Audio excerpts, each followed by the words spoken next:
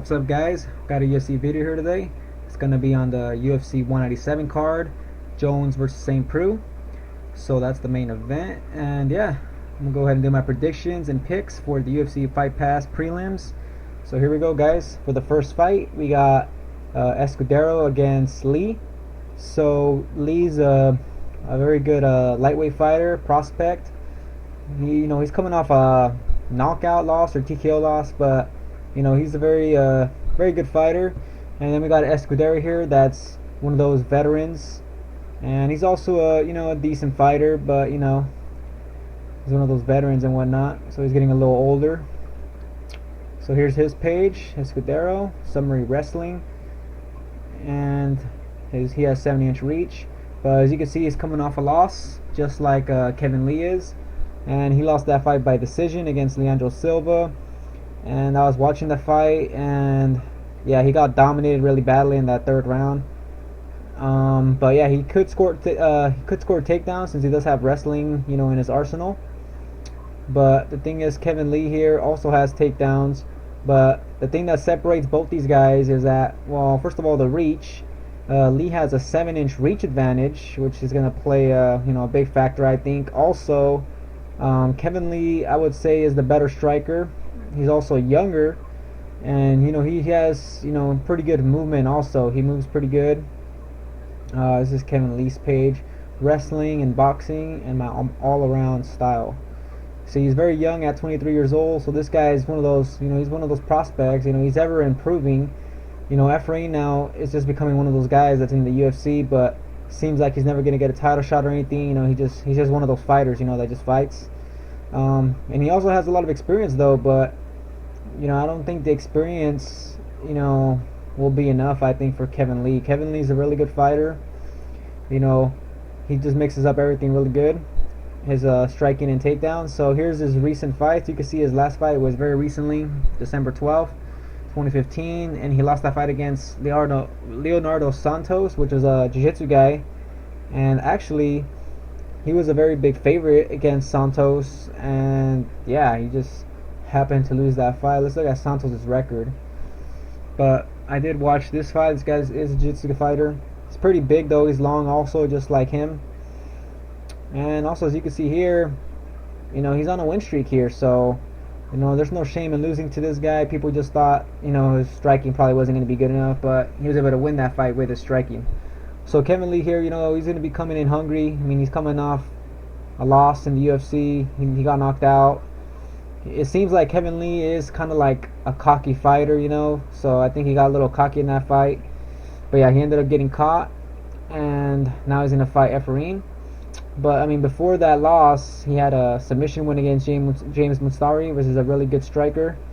And I don't really know too much about these other guys that he was beating, but and this guy is a really good prospect.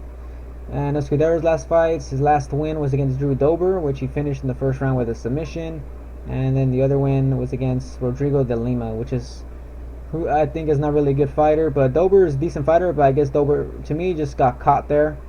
So, we don't even know in his last fight for Escudero, like, he looked alright, but he wasn't, like, looking super badass or anything like that. But let's go ahead and show you guys my graphic here. So here's my graphic, so you guys could see. As you guys can see right there, Escudero versus Lee. Yeah, I listed here, my graphic, listing the pros and cons.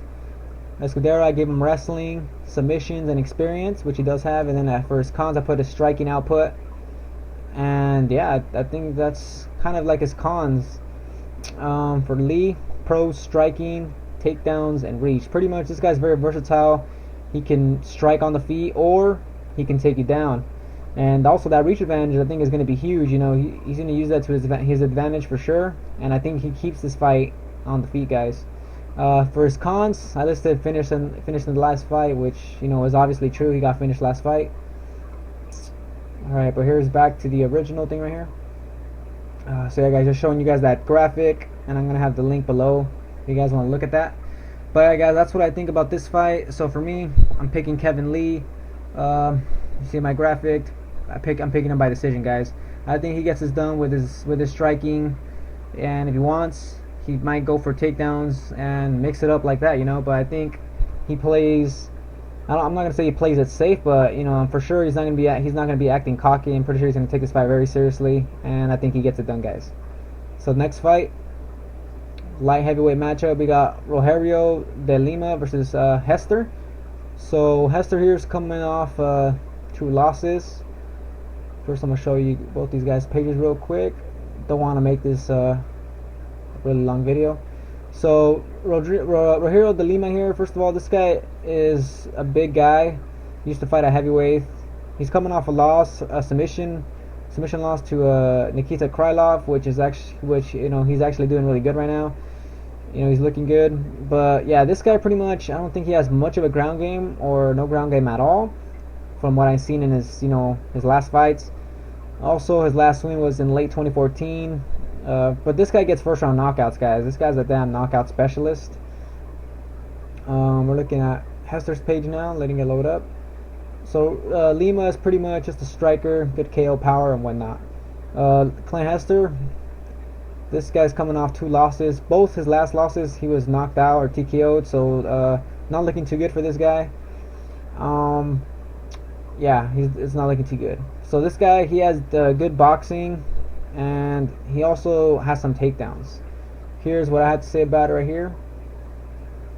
Move that this way. Here we go. So as you can see, pros: KO power, striking, and finisher for Lima. His cons would be his ground game and cardio. For Hester, I listed his pros as boxing and takedowns, because he does like to strike with his hands, but he will go for takedowns against more dangerous strikers. And for cons, coming off 2 KO losses, which is very big. You know, his chin might not be able to hold up here, but it looks like he did have like a decent chin in his fight against Whittaker. Also another con, cardio. Looks like he has a lot of muscle, so you know he's gonna be gassing. What else, guys? Let me see. Move this up. Yeah, guys. So pretty much, as I listed in my graphic, I think Lima here wins the fight in the second round by, you know, knockout or TKO. I think Hester here is, you know, I just think his chin probably won't be able to hold up. He's moving up a weight class. Also, he was fighting at 185. Now he's back to 205. Lima's fought as, you know, as high as heavyweight, and yeah, this guy has serious power. I think Lima improves, you know, his takedown defense, because he's at American Top Team. So I think his takedown defense holds up and finishes Clint Hester, guys. So that's my pick. Next fight, featured fight for the Fight Pass prelims. We got Walt Harris against Cody East. Cody East, supposedly he's one of the really good heavyweights outside of UFC. Harris here has not fought since 2014. Let's go ahead and scroll down here. So there we go. So as you guys can see, I listed the stats here. Harris, striking, KO power, and explosive. His cons would be he hasn't fought since, you know, late 2014, which is really huge. That's a long layoff. I don't know if he's been injured or whatnot. I don't follow this guy too much, but yeah. Also another con, durability. This guy's, when he's in the UFC, he's getting beat up. You know, he hasn't even fought. I mean, he hasn't even won a fight in the UFC from what I remember. Let me go ahead and take a look here, guys, really quick. Also, I'll open up their pages. Back to my graphic though.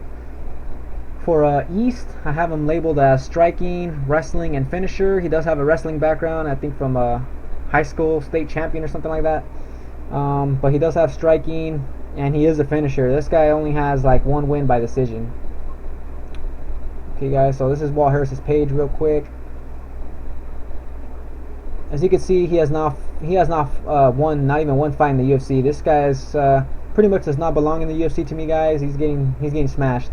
Also, before you see these last 2 losses, after this loss against Krylov, he fought some guy in the regional scene, and I'm not sure if he won or lost. I want to say he even lost that fight too, guys. So this guy's just not looking too good. Sorry, guys, it's gonna be a little bit of a longer video, so let me stop this and sorry about that, guys. My Bandicam cuts off at 10 minutes, so I didn't want to make the video this long, but looks like it's gonna have to be this way. So anyways, yeah, Walt Harris here, yeah, he's not really doing good, guys. I mean, he's a first round finisher though. I think all his wins are in the first round. Yeah, all wins by knockout, all in the first round. So I mean, he is a finisher, but for some reason he just can't put it together. And I think that's not going to be good against Cody East, because Cody is going to be making his debut, and that could really affect him in a negative way, but in a positive way it could also affect him, as in he might want to, like prove he belongs in the UFC and whatnot. But this guy, he has been, fighting in the regional scene, and it will be his debut, so he might not fight too good.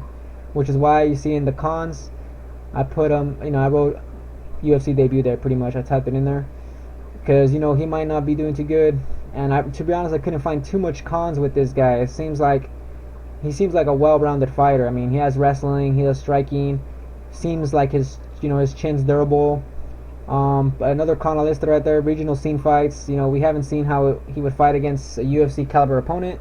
The thing is, Walt Harris has been in the UFC, but he has lost all fights in the UFC. Out of all the 3 fights he's been in the UFC in, he's lost every single one of them. He got finished in 2 of them, and then he got laid and prayed by Jared Roshaw.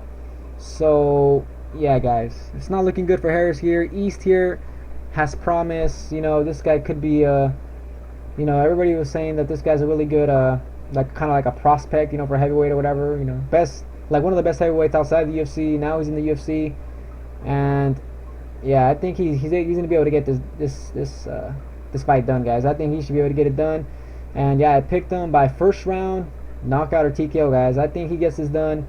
Both these guys are finishers. I mean, you never know. Harris could have greatly improved in this time off, or he comes in very rusty and gets smashed, which is what I'm hoping for, because I'm picking East, guys. I think East takes it. East has been very busy. Also, I think he's had 1 fight in 2016 already, like in February or something. So this guy, this guy's been staying busy. Walt Harris, he's been taking, more than a year off already. So this guy, I just don't see him winning. I just don't see him winning, guy. With sorry about that, guys. I just don't see him winning, pretty much, guys. That's too long of a layoff for me. Pretty sure most people will agree here. And yeah, I think East gets this fight done, guys. So those are my picks, guys. Let's go ahead and refresh, or let me just show you my graphic. I got Lee by decision, Lima by second round knockout or TKO, and then East by first round knockout or TKO. So those were my picks, guys. So you guys saw them right there. And yeah, we'll have that graphic that I just showed you. I'm sorry to make those graphics. Let me know if you guys actually like them or not. If you guys don't like them, then I'll stop making them. I mean, it's kind of, I wouldn't say a hassle, but it does take some time to actually make it, because I make it on Photoshop and whatnot, so it does take some time out of my day. But yeah, guys, let me know if you guys like that graphic. But like I'm saying, the link will be in the description below if you guys want to see the graphic again. It's a written summary or graphic for non-English speakers, in case you guys don't really understand what I'm saying. But yeah, guys, that was my 5 past picks. Hope you guys enjoyed the video. Oh yeah, before I go, as always, check my description below if you guys want to join DraftKings, win some money. If you're good with picks, MMA fantasy, let's win some money. So yeah, there's the link below there for joining. But yeah, guys, this video has gone long enough. I'll go ahead and be making the Fox Sports 1 prelims video soon, and then the main card. So yeah, guys, hope you guys enjoyed the video, and yeah, catch you guys on the next one.